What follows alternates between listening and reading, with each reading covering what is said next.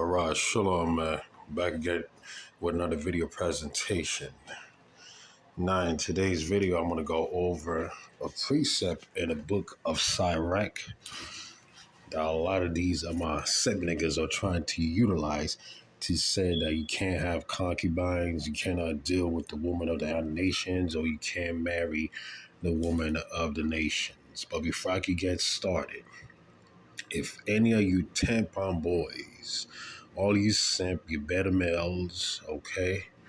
And all of you pussy begging niggas, all you manginas, if you're gonna come in the comment section to try to utilize all these precepts above, Deuteronomy 7 verse 3, Numbers 15, or I should say Numbers 25, 6, 7, 1 Kings, Ezra's, Malachi, Nehemiah, Tobit, Sirach, 1 Ezra chapter 8 verse 69. I already did several different video presentations to address all these different precepts. All you gotta do is basically this. You wanna go ahead, go on my channel, okay? You wanna click on my playlist and click over here where it says interracial marriage is not a sin. I've done several different videos in which I've addressed all these different precepts that you see on the screen. Okay, just bear with me for 1 minute. All right, so I'm going to go ahead and start with Sirach chapter 13, or Ecclesiasticus chapter 13, and I'm going to start at verse 15. This is the precept that he's trying to utilize. It's just amazing. Every beast loveth his like, and every man loveth his neighbor. The man one to use is verse 16. It says, all flesh concerted according to kind, and a man shall cleave to his like. So they said that all men, including the Israelite man, are going to cleave after their own kind. But the problem with that is a lot of you cats, you don't know how to read, you don't have any reading comprehension. Number one, it says all flesh concerted according to kind, and a man will cleave to his like. In other words, a man will cleave to his liking. Is that simple. Men are going to have their own personal preferences when it comes down to the woman that they want to deal with. It's that simple. It's very, very simple concept to understand. That's why when you read Judges chapter 14, verse 1 and verse 4, and deal with Samson, I'm going to show you on how he cleaved to his like, because he had his own personal preference. And Samson went down to Timnah and saw a woman in Timnah of the daughters of the Philistines. And he came up and told his father and his mother and said, I have seen a woman in Timnah of the daughters of the Philistines. Now, therefore, get her for me to wife. So Samson saw a woman of the Philistines, and guess what? He wanted to marry her. He wanted her as a wife, and she was not an Israelite. She was not a woman of his tribe or a woman of his nation. Then his father and his mother said unto him, is there never a woman among the daughters of thy brethren, or among all of my people, that thou goest to take a wife of the uncircumcised Philistines? So his parents, on the other hand, wanted him to be in a relationship with who? With an Israelite woman. You see? And Samson said unto his father, get her for me, for she pleaseth me well. The reason for that is simply because that was his own preference, okay? The Philistine woman that he wanted to marry was his own personal preference. It's that simple. But his father and his mother knew not that it was of who? Watch this. It was of the Lord, of Yahweh, that he sought an occasion against the Philistine. For at that time, the Philistine had dominion over Israel. So it was Most High who put the vibration, who put it in his mind for him to marry that Philistine woman. You see that? So when it comes down to this way of life, men are gonna have their own personal preference and their own personal choice, man. It's just amazing. 2023, you got a lot of grown ass men out there. Grown ass men, in particular in this way of life, this true called Israel, worrying about another man's dick, man. You're worrying about which pussy hole another man or another black man wants to stick his dick in. You see, those are all characteristics of a woman. No, better yet, those are all characteristics of the black woman, of the nigger woman. Every time you got a Israelite man telling you or trying to police your dick, okay, and because they have a problem with you dealing with a Gentile woman, and they telling you to your face, oh, why are you dealing with this Gentile woman? It's because you don't love your mama, or you better yet, you too weak, so you're gonna get yourself a white woman. Who you think says all these things to trying to shame the black man? The nigger woman or the black woman. So therefore you start taking those characteristics of who? Of the black woman. And the reason for that is simply because 99.9% of you niggas in Israel, you are a nigger woman. You are a black woman. You see that? You are effeminate, man. It's just amazing you sitting there worrying about another man's rod, man. You see? Because all the things that I just mentioned are just shaming tactics that black women like to utilize on who? On black men. So you mean to tell me that a black man is weak for wanting to be with a woman who's feminine, who's submissive, who's a housewife, who cooks, cleans, okay? She'll massage your back, rub your feet. She'll give you a peace of mind. And more importantly, she's either traditional or even follows the Torah. So if you find those qualities in a non-black woman, in a Gentile woman, you don't be too weak to be in a relationship with her, or you out of your mind. That's the whole point. The man is the head of the household, okay? The man is the protector and the defender, the architect.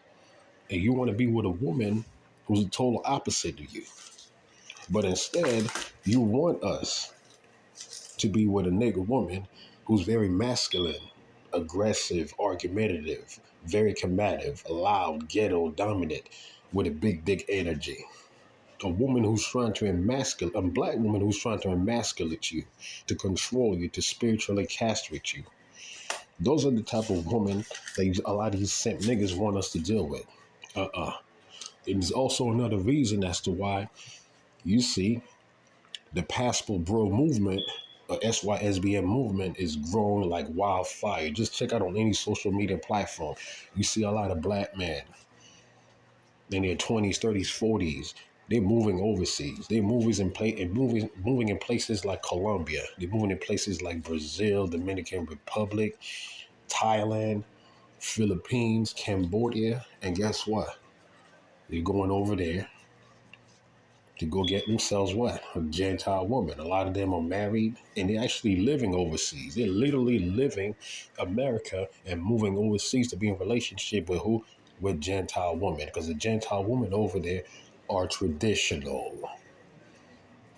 Unlike the precious black woman here in America. You see that? And me, I support the Passport Bros and the SYSBM movement. You see? So I'm going to go to Judges chapter 11, verse 1 and verse 2. It says, Now Jephthah, the Gilead, was a mighty man of valor. And he was the son of who? Of an harlot. So you got an Israelite man right here who was the son of a harlot, a prostitute. And Gilead began Jephthah.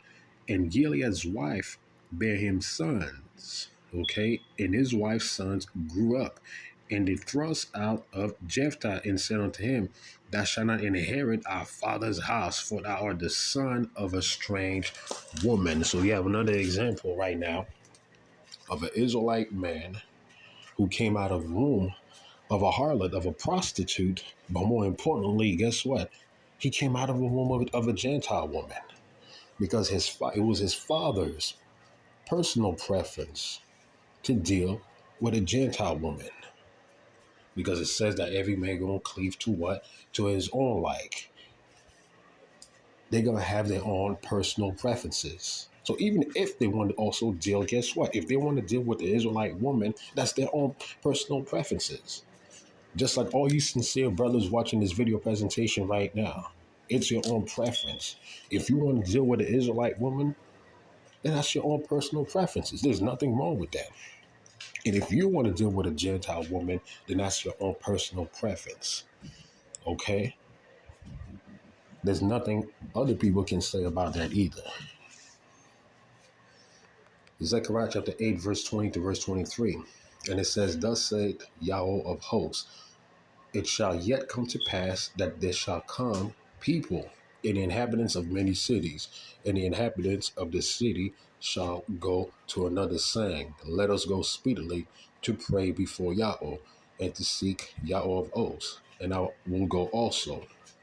Verse 22, Yea, many people and strong nations shall come to seek the Lord of hosts and Jerusalem to pray before the Lord. Thus say the Lord of hosts, in those days it shall come to pass that 10 men shall take hold of all languages of the nations, even shall take hold of the skirt of him that is a Jew, saying, We will go with you, for we have heard that God is with you. The bottom line is simply this. The Gentiles are going to cleave, regardless of what not, and including the Gentile woman. And a lot of them are cleaving right now in these last days, which is the reason why you see quite a few Gentile women who are already in relationships with Israelite men. The bottom line is simply this. The Most High never had any issues with Israelite men dealing or marrying Gentile women who cleave unto him. Because a woman is supposed to be under your vibration, period. Any woman, including the black woman. She's supposed to follow you. And you're supposed to follow the Creator. If you're going to be in a relationship with her, you just want to make sure that you do not follow after what? After her idols or her gods. You don't want her to take you off the zone. But the Gentiles, they're going to cleave in the last days. And in the kingdom, they're going to be servants and slaves, man. And the women are going to be concubines. It's that simple. I'm going to go back up. And it says, Sirach, chapter 13, verse 15, Every beast loveth his like, and every man loveth his neighbor. All flesh concerted according to kind. A man will what? Cleave to his like. But the kicker is at verse 17. What fellowship hath the wolf with the lamb? So the what? The sinner with the godly. What agreement is there between the hyena and the dog? And what peace between the rich and the poor? But verse 17 says, What fellowship hath the wolf with the lamb, so the sinner with the godly? Exactly, because a man will cleave according to his like. He's going to get himself involved in a relationship with a godly woman. And she could be of his own nation or any other nation. She could also be a non-Israelite woman. So I'm going to go ahead and end this video presentation. I'll see you guys in the next one, and I say shalom.